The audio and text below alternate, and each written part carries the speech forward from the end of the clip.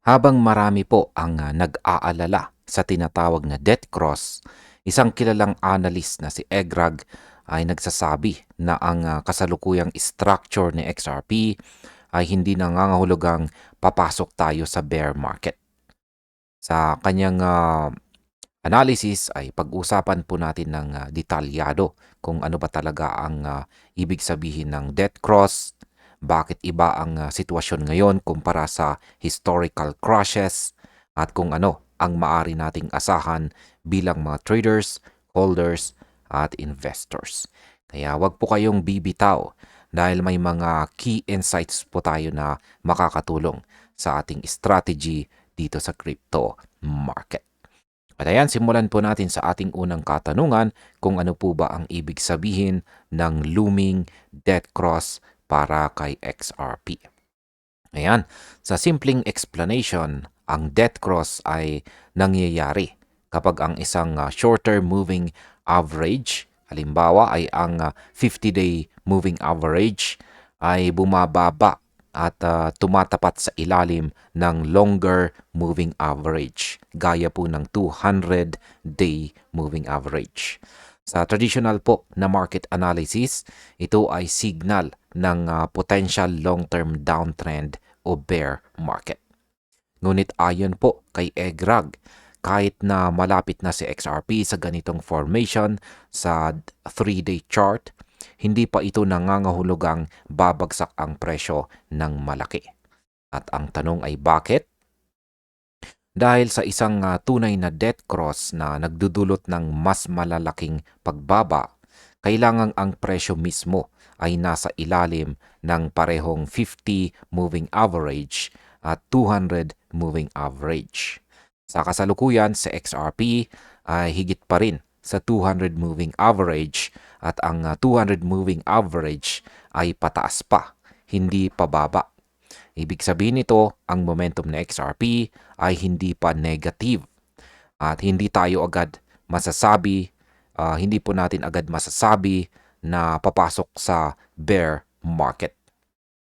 Ang mahalagang takeaway po dito ay para po sa atin ay huwag po tayong agad magpanik sa mga headline na debt cross alert dahil ang aktual na structure at momentum ay mas malaga kaysa sa simpleng moving average crossover.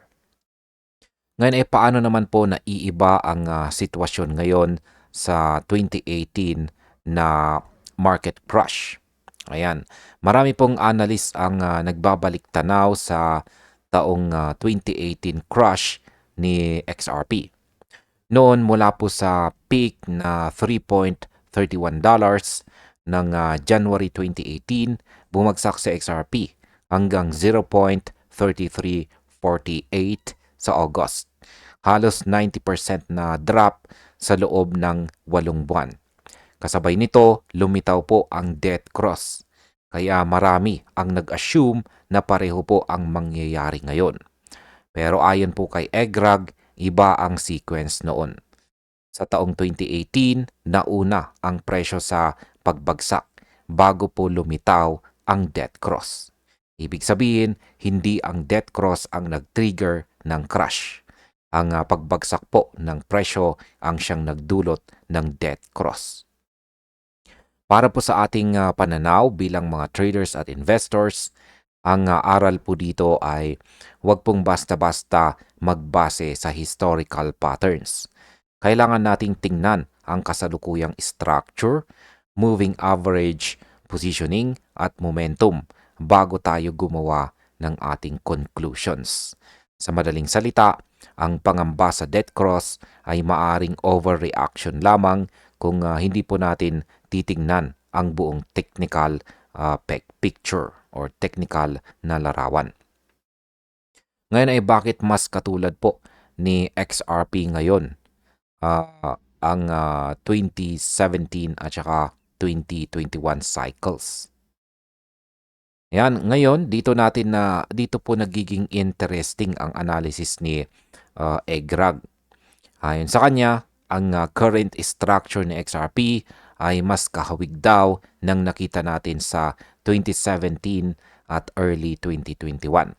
Kaya ano po ba ang ibig sabihin nito? Sa mga nakaraang cycles, nakita po natin ang tatlong key patterns.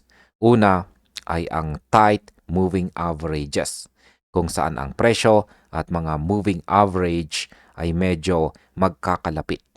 Pangalawa, ang presyo ay higit sa 200 moving average na nagbigay po ng signal na bullish underlying trend.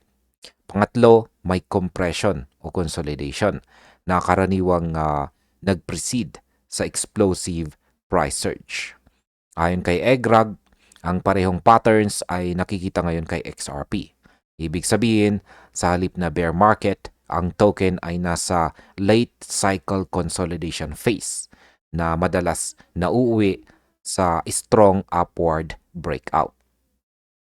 Para po sa atin bilang mga traders at holders, ang insight po dito ay ang kasalukuyang pullback o maliit na bearish moves ay normal sa phase na ito. Hindi ito signal ng malaking panic o sell-off. Ang tamang approach po dito ay patience, monitoring at paghahanap ng optimal entry points habang ang token ay nagpapakita ng consolidation. Ano naman po ang market impact ng kasalukuyang XRP structure? Yan, sa technical na pananaw, ang kasalukuyang setup po ni XRP ay nagbibigay ng ilang advantages para sa atin bilang mga traders. Una, dahil nasa ibabaw o nasa itaas ng 200 moving average pa si XRP, may support level na nagbibigay po ng proteksyon laban sa malaking pagbaba. Pangalawa, ang tight moving averages at consolidation ay madalas magbigay ng signal ng volatility compression na ibig sabihin kapag may breakout, maaring maging sharp at malakas ang momentum. Para naman po sa mga holders, ang aral po dito ay malinaw. Huwag po tayong magpanik sa mga minor downtrends o looming dead cross. Ang structure ng XRP ay hindi po nagpapakita ng bear market initiation. At sa katunayan, ang technical signals ay mas bullish kaysa bearish sa kasalukuyan. Para po sa mga investors, magandang tandaan na ang historical context ay mahalaga. Pero hindi ito dapat maging dahilan para gumawa ng mga knee-jerk reactions. Ang analysis ngayon ay nagpapakita po ng potential high reward scenario kung mananatili po ang late cycle consolidation at mag-explode ang price movement. Ano naman po ang pinaka-probable scenario para kay XRP? Ayon po kay EGRAG, ang pinaka-probable na mangyayari sa susunod na mga linggo ay si XRP ay magpapatuloy sa kanyang late cycle consolidation phase bago tumalon sa mas mataas na price levels. Sa madaling salita, ang setup po ngayon ay bullish sa medium to long term kahit na may minor pullbacks at market uncertainties. Ito ay magandang balita para sa mga traders na naghahanap ng swing opportunities, pati rin sa mga hodlers na may long-term perspective. Ang mahalaga po ay patuloy na i-monitor natin ang 200 moving average, 50 moving average at mga momentum indicators. Dahil ito ang magbibigay ng tamang signal kung kailan po tayo papasok o lalabas sa ating position. Ayon po sa analysis, hindi ito simula ng bear market, kundi isang potential preload sa malaking bullish movement at may similarity pa rin sa mga explosive cycles ng taong 2017 at saka 2021. At bilang panghuli ay ano naman ang aking masasabi tungkol dito? Kung pagbabasihan po natin ang current analysis ni EGRAG, malinaw na ang market structure ni XRP hindi po nagpapakita ng bear market kahit malapit na ang dead cross. Ang momentum ay positive Ang presyo ay nasa itaas ng 200 moving average at ang consolidation phase ay maaring mag-lead sa next big surge. Para po sa atin, ang takeaway po rito ay simple lamang po. Huwag pong magpadala sa fear-driven news. Focus tayo sa technical structure, moving averages at saka momentum dahil dito po makikita ang tunay na direksyon ng market. Sa ganitong setup, sa XRP ay posible pong magpakita muli ng malalaking gains at ang looming death cross ay maari pong magiging irrelevant sa long-term bullish trend. Kaya sa kabuuan, sa XRP po ay parang sleeping giant ngayon. Hindi pa bumabagsak, ngunit handa na sa susunod na pagsabog na galaw. Kaya sa halip na magpanic, mag-monitor, mag-strategize at maging handa sa opportunities na dala ng consolidation. At ayan, hanggang dito na lamang po tayo sa video na ito mga ka-crypto. Maraming salamat sa panunood.